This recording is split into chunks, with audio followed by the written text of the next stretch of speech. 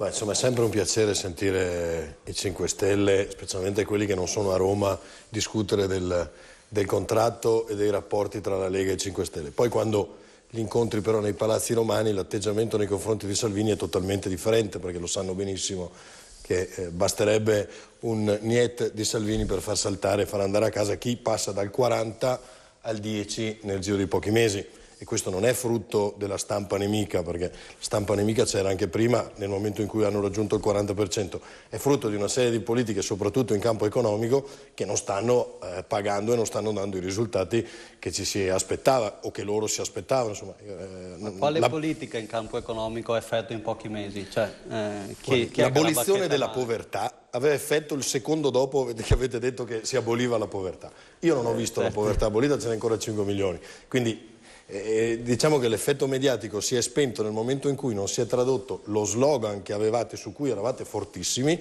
nella quotidianità e nella realtà dei fatti. Dopodiché è anche brutto, sinceramente, ritrovarsi qui con qualcuno che attacca la Lega essendone alleata in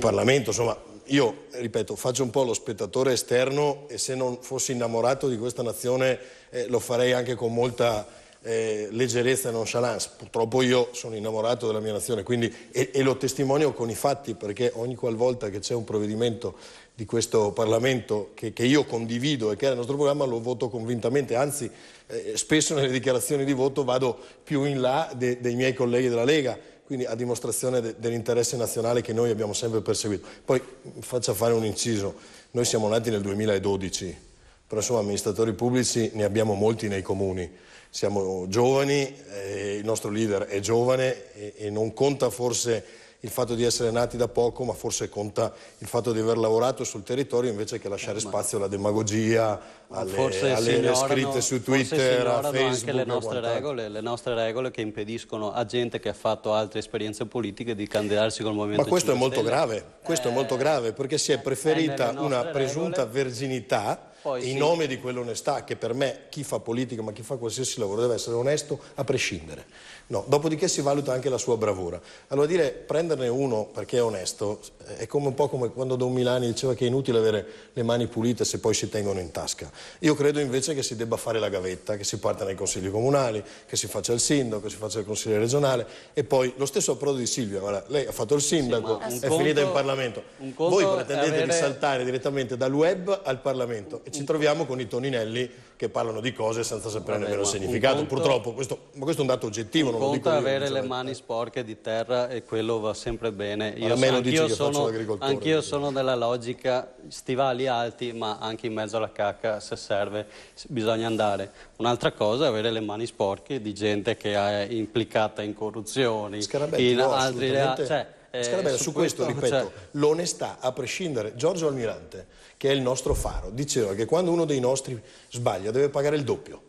Quindi noi siamo di quella parte e quindi coerentemente con quel messaggio noi continuiamo. Per cui essere nuovo purtroppo non è sempre sinonimo di essere bravo.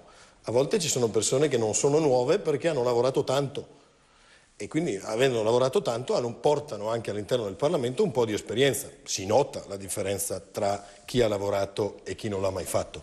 L'altro giorno Silvia se lo ricorderà benissimo perché io sono saltato su un tavolo, il ministro Bonafede durante la sua relazione sullo Stato della Giustizia si è permesso di dire che laddove c'è un appalto c'è corruzione. Bene, io non mi sono offeso perché sono 9 anni, 10 che faccio appalti in comune, mi sono offeso per quei dipendenti comunali che tirano la carretta nei comuni a 1.200, 1.300, 1.400 e che si sentono dare del corrotto da un ministro che non farebbe il ministro in nessun paese civile del mondo.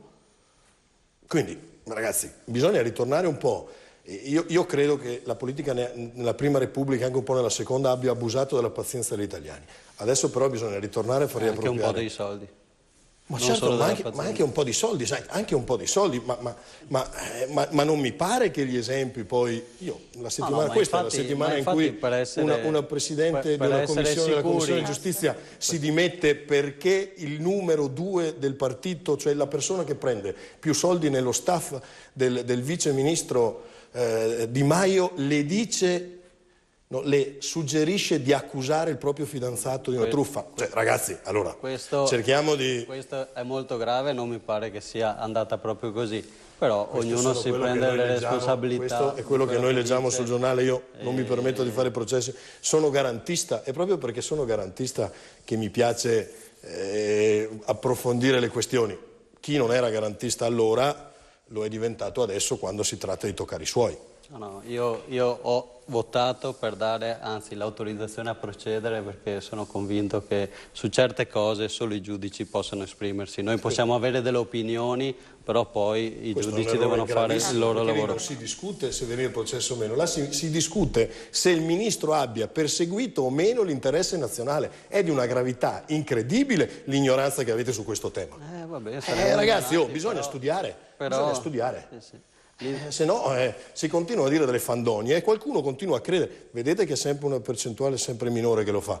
Però ragazzi, non si può scambiare le due cose. Qui si doveva dire solamente: ha perseguito l'interesse nazionale o no? Noi siamo convinti che Salvini in quel momento perseguiva l'interesse nazionale e quindi non avremmo mai votato a favore. Infatti non l'abbiamo fatto. In giunta e non lo faremo neanche al Senato.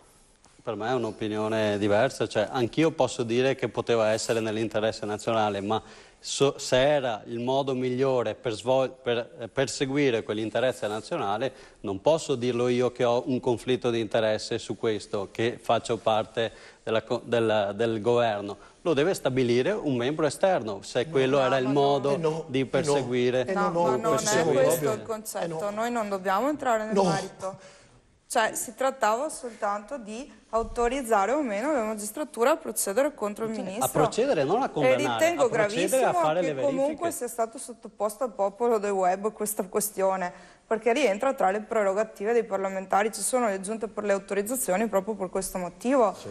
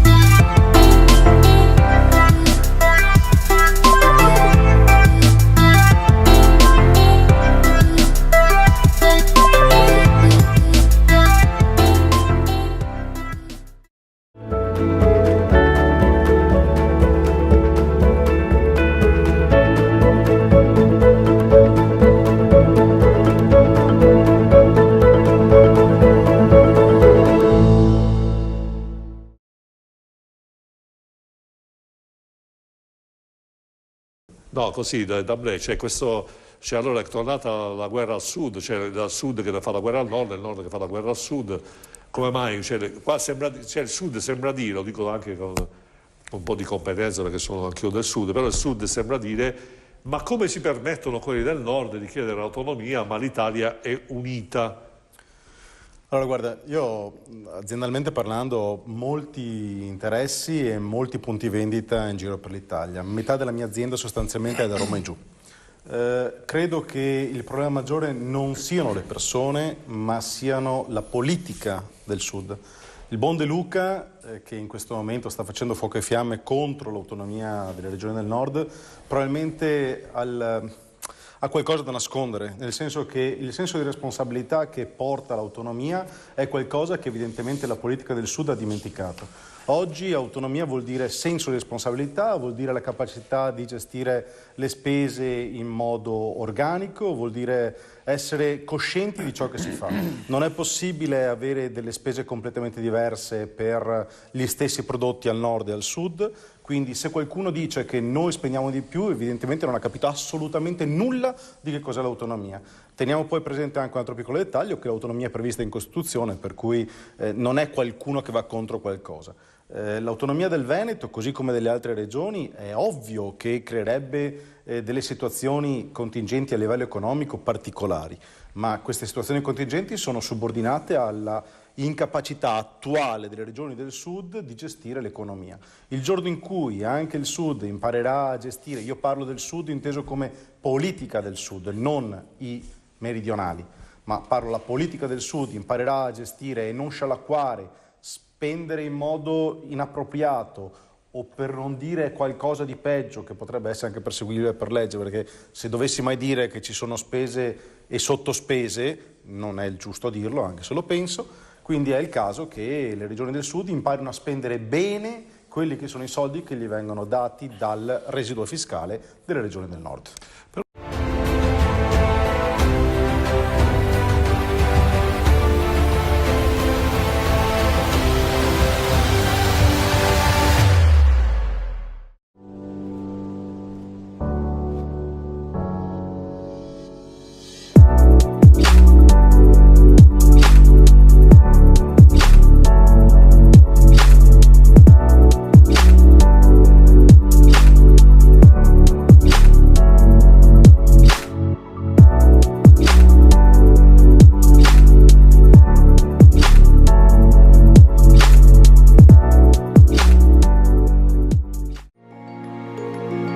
Apri la tua agenzia viaggi. Con il network Infovacanze sarai assolutamente indipendente, ma affiancato da un team di tutor e colleghi sempre disponibili. Potrai far crescere la tua impresa specializzandoti in outgoing, ma se vorrai potrai sviluppare anche dei tuoi progetti di incoming.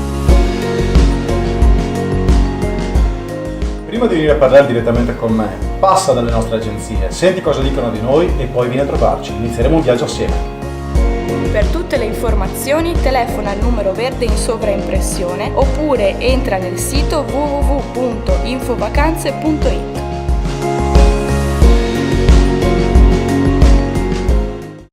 Nuovo Renault Kadjar Escape to Real. Tuo da €250 al mese con anticipo zero, anche domenica.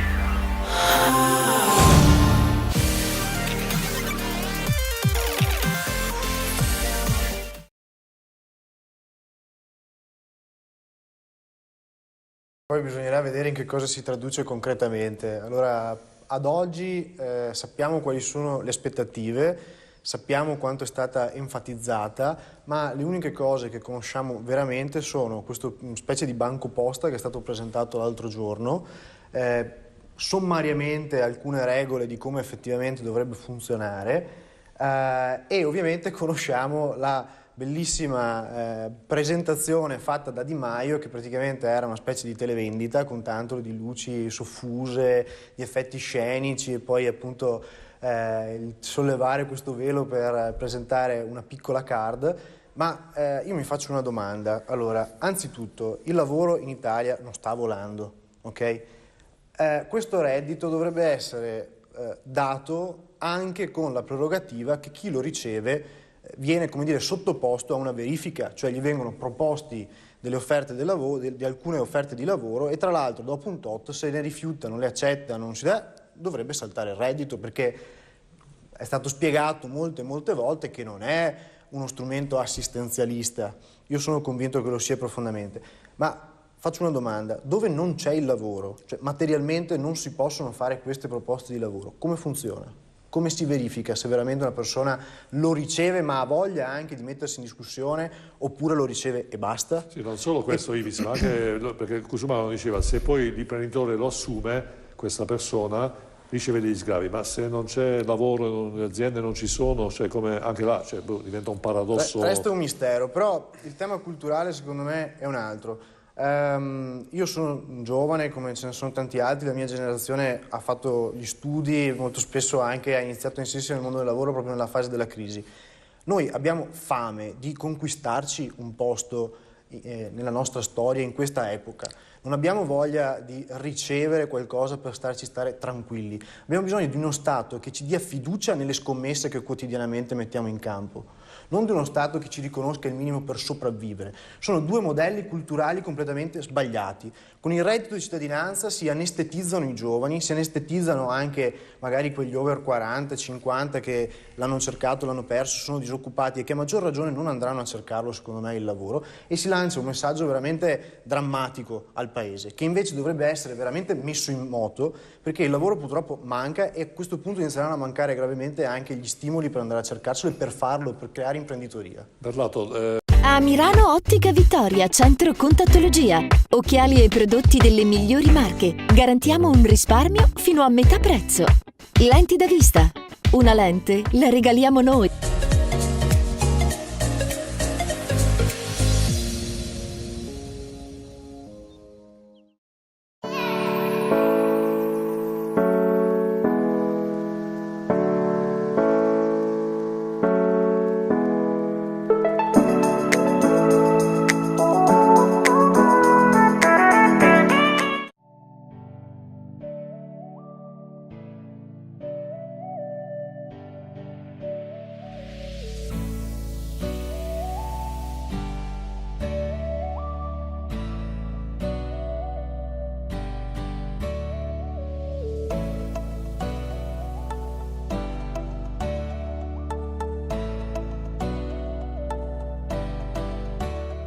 Rolex, Omega, IWC, Cartier, Audemars Piguet, Radime, da oltre 10 anni, esperienza e passione è al servizio di chi vuole acquistare un orologio di prestigio con la massima garanzia e serietà. Ma ricorda, se vuoi vendere il tuo orologio di prestigio, Radime te lo acquista alla massima valutazione. Radime, Viale Nino Bixio 31, Treviso. Radime.it.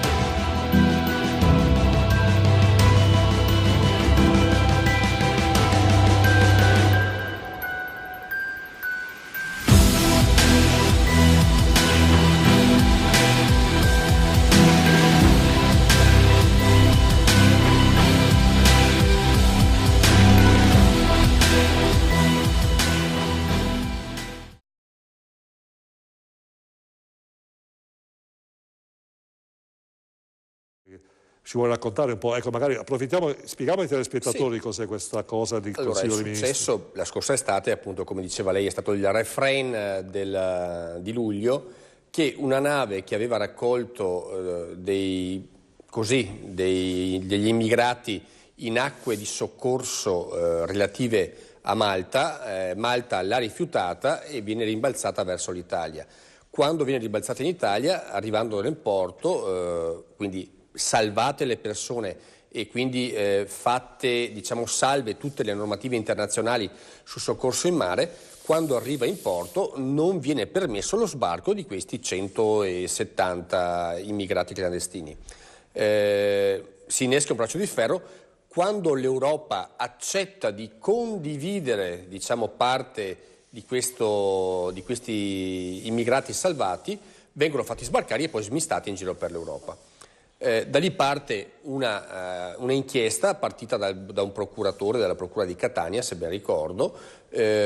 Fatta l'inchiesta, il procuratore decide di archiviare, perché secondo il procuratore non c'è stata nessuna, appunto, lesione di norme nazionali o internazionali, e quindi decide di archiviare. Cosa succede? Che invece sempre il Tribunale di Catania, il Tribunale dei Ministri, individua il ministro Salvini come invece oggetto di un'altra indagine. Stende, mi pare, un rapporto di 53 pagine dove si accusa Salvini di tutto e di più, e si chiede al Tribunale dei Ministri, appunto, di poter processare Salvini. Andrà in Senato questa richiesta nelle prossime giornate, però sembra veramente che questi magistrati afferenti o simpatizzanti di Magistratura Democratica, che, come scriveva oggi Carlo Nordio su qualche giornale, abbiano forse un'inclinazione più politica che tecnica, più diciamo sensibile alla loro natura politica più che di tecnica invece legale, legislativa, e quindi vedremo anche leggendo queste 53 pagine come mai i 3 giudici sono contro il procuratore che invece aveva proposto di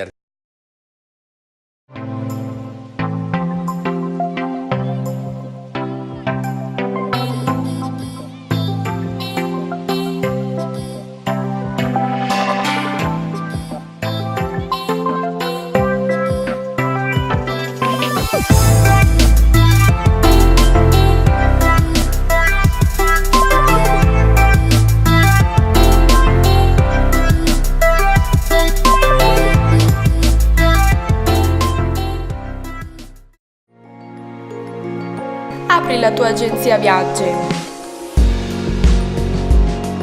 Con il network Infovacanze sarai assolutamente indipendente, ma affiancato da un team di tutor e colleghi sempre disponibili.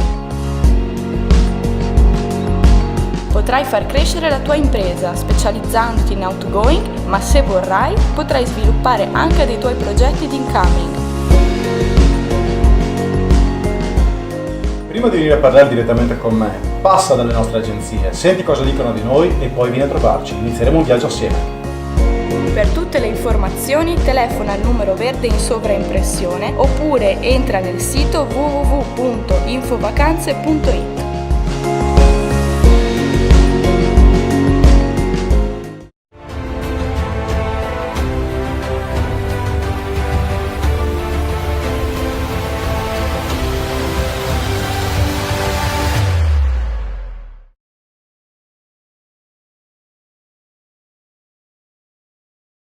Un po' dire questo reddito di cittadinanza qua che ha diciamo, diviso l'Italia in due, favorevoli, contrari all'interno della Lega, anche poi sentiremo anche la dottoressa Nonni che è esponente della Lega, ma alla fine voi che comunque avete fatto tanto e che comunque avreste dovuto avere e avete all'interno della struttura del Partito Democratico come riferimento l'aiuto vero ai lavoratori, però voi l'avete fatto in maniera diversa, cioè aiutando le imprese con il Job Act, con il reddito di inclusione.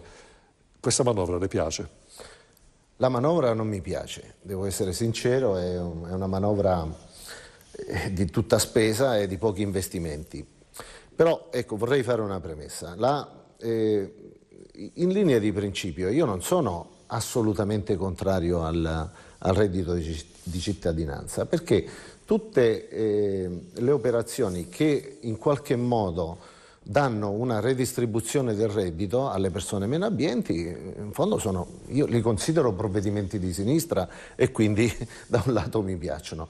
Certo che c'è modo e modo per fare i provvedimenti, insomma, di redistribuzione del reddito. Allora, per entrare nel merito, intanto vorrei far notare che il Movimento 5 Stelle ha avuto un grande successo elettorale promettendo praticamente il reddito di cittadinanza. Il famoso, lei fa riferimento alla famosa intervista del mattino di Di Maio che ha promesso 1.482 euro ai single, poi a crescere fino a 1.300, 1.400. No, 1.462, insomma morire poi ci dirà l'importo preciso. Poi con Simone abbiamo anche fatto i conti una volta in trasmissione, abbiamo detto va bene, mettiamo anche che si possa fare, ci vorranno 60, 50, 60 miliardi per farlo. Allora è evidente che queste risorse non ci sono e bisognava in qualche modo tagliare. Allora sapete come l'hanno tagliato questo reddito? Hanno fatto così, hanno detto va bene, allora intanto 780 euro è la quota massima, si parte da 500, poi si dà un contributo per l'affitto oppure un contributo per il mutuo, per chi sta pagando il mutuo. Poi però c'è il paletto di 9.360 dell'ISE, quindi chi supera 9.360 di ISE non può prendere il...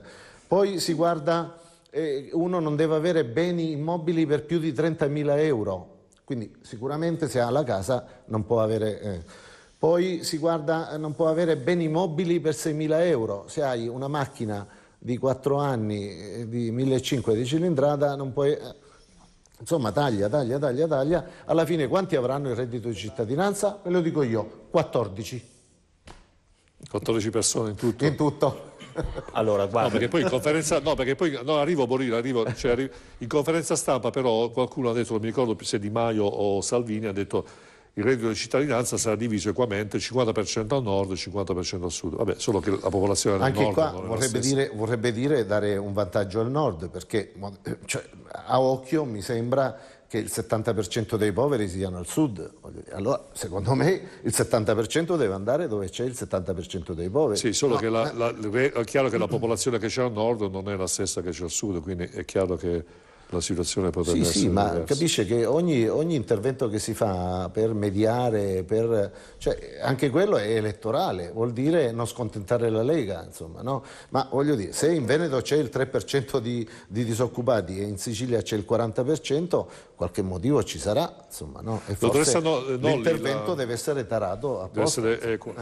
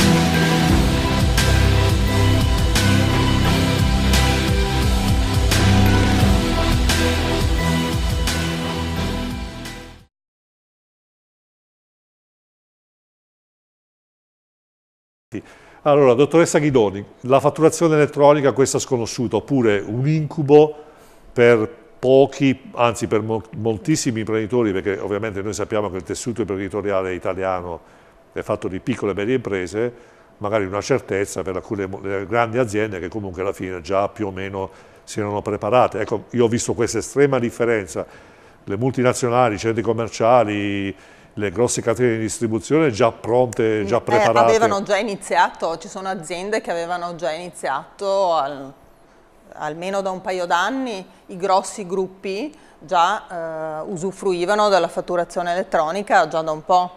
Ecco, ci vuole spiegare, dottoressa, il problema è proprio, come hai detto, anzi, il problema sono proprio le piccole e medie imprese, soprattutto i piccoli, perché in questa fase iniziale in effetti è un grosso scoglio che deve essere superato, perché cambia completamente la prospettiva e richiede un certo investimento iniziale anche in volontà, perché comunque uno deve abbandonare il cartaceo, deve cambiare mentalità e quindi deve imparare ad usare un programma perché poi alla fine deve produrre un file di un certo tipo e quindi lo può fare solo attraverso un programma apposito, e quindi anche chi non ha dimestichezza con il computer in qualche modo se la deve fare, anche perché rivolgersi a un professionista come appunto un commercialista nel mio caso è comunque costoso, perché evidentemente il professionista mette a disposizione il personale che deve essere pagato, per cui comunque per quanto poco è costoso e perciò lo scoglio deve essere affrontato da tutti. C'è da dire che la fatturazione elettronica ha un obiettivo, cioè è stata fatta, c'è una ragione per cui siamo arrivati a questo tipo di tecnologia. Molti si chiedono ma come mai, cioè che cosa... Innanzitutto è prevista a livello europeo, c'era un limite che andava più in là, il 2022, La Lega come partito avrebbe voluto rimandare di un altro anno, c'è da dire però che già era stata rimandata l'anno scorso perché doveva entrare in vigore il 1° gennaio 2018 e noi sapevamo già che comunque insomma era la prima volta, solitamente c'è sempre una proroga in questi casi ed effettivamente c'è stata. Non poteva esserci la proroga della proroga, per cui il 1° gennaio 2019 sapevamo già che saremmo partiti. A livello europeo l'obiettivo è quello di contrastare le frodi in ambito IVA, perché le più grandi frodi che avvengono in Italia e anche a livello europeo hanno a che fare con l'IVA. Le famose cartiere, quelle che producono, che vengono fatte, cioè vengono poste in essere solo per produrre fatture false, oppure il giro di fatture, io ti faccio una fattura a te, tu me la fai a me, alla fine nessuno versa IVA.